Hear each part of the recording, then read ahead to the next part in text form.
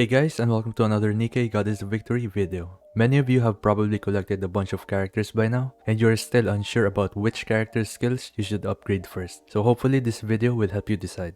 In this video, we will be going over everything you need to know about skill upgrades. I will also be talking about the different factors that you need to consider before upgrading your abilities, and we will also take a look at some of the most recommended abilities to upgrade for different characters. As always, if you find this video useful, don't forget to leave a like, comment, subscribe, and let's get started. To start things off, let's talk about the simulation room. This is where you will be obtaining all the different upgrade materials for different skills. Always make sure that you are doing the highest difficulty possible, because by doing that, you will automatically be completing the previous difficulties in the simulation room. The first two difficulties drop the skill manual type 1 as well as the burst manual type 1. You can use these to upgrade your skill and burst respectively from level 1 up to level 4. After that, you will need to use the skill manual type 2 and the required element specific code manuals to further level up your skills. You can get the skill manual type 2 and code manuals from the third difficulty and beyond in the simulation room.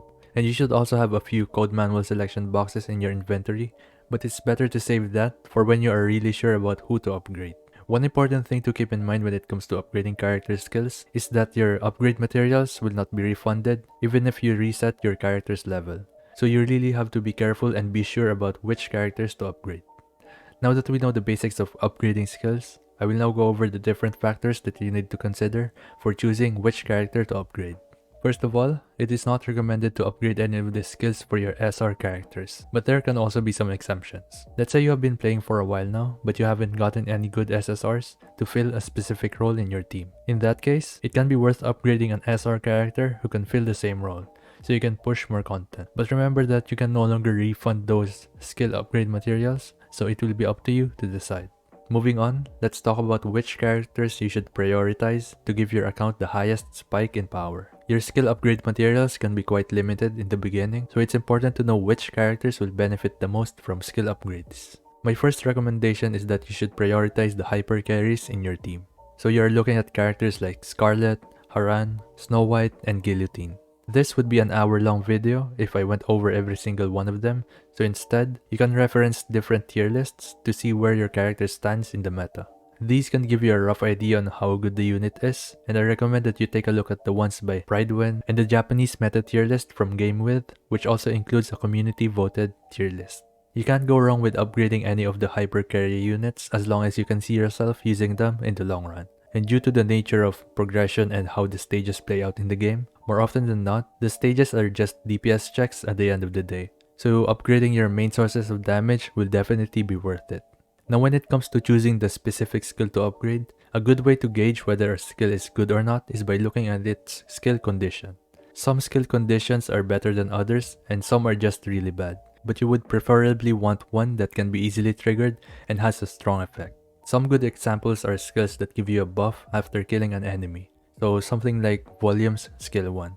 Also ones that give you a buff after shooting a reasonable amount of bullets like Guillotine's skill 1 and skill 2. And the same goes with skills that buff your team during full burst like Private's skill 1. There are a lot more good skill conditions for different characters, and as long as it is easy to trigger, they can be great options to upgrade. With that said, the second factor you need to consider is their skill multipliers, and this will vary between character to character. But this won't be much of a problem when it comes to DPS characters if you reference the tier list that I previously mentioned. The characters that are higher on the list will most likely have better numbers than the ones below them, so you will easily get an idea on which ones do better.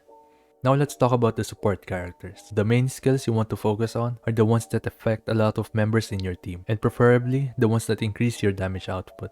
This will give you the most value out of the support character upgrades, especially if the skills affects everyone in your team. Good examples of strong supporting skills are Dala's skill 1, which increases the attack for all of your allies, and Neon's skill 1, which increases the crit rate for 2 of the members in your party. Take note that there are some skills that are good, but are also weapon specific. So if your team doesn't have a main DPS that uses that specific weapon, you can most likely skip that skill and use your materials to upgrade other skills instead. Now let's talk about the defense characters.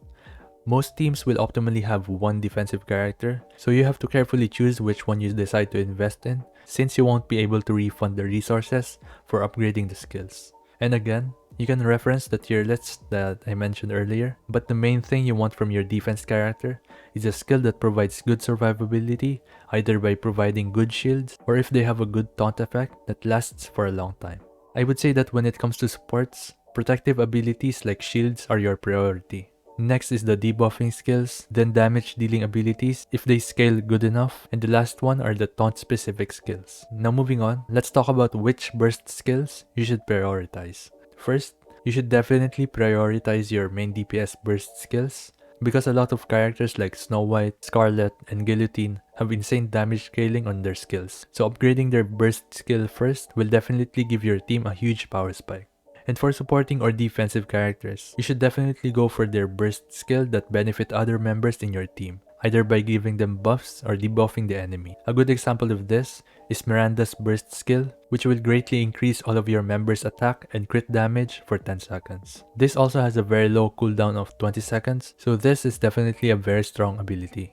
Most supporting characters' burst skills are really good, so just prioritize the ones that synergizes well with your team. So you can take into account their buff durations and their passive and active skill cooldowns to know which ones will work best for you. And next, I will go over how you can optimally spread your resources throughout your different characters. You probably know by now that the number one priority is your main damage dealer. Your end goal is to have all your members in your team get maxed out skill upgrades, but since we can't yet do that now, you can first get your main damage dealer's skill up to level 4. And then, you can work your way to upgrading the best skills from your supports and defensive units. It's better to evenly upgrade the skills early on instead of hyper investing in 1 or 2 units because the return of investment somewhat decreases as the cost of the upgrade gets more expensive. So yeah, those are my recommendations for going about upgrading your skills in Nikke.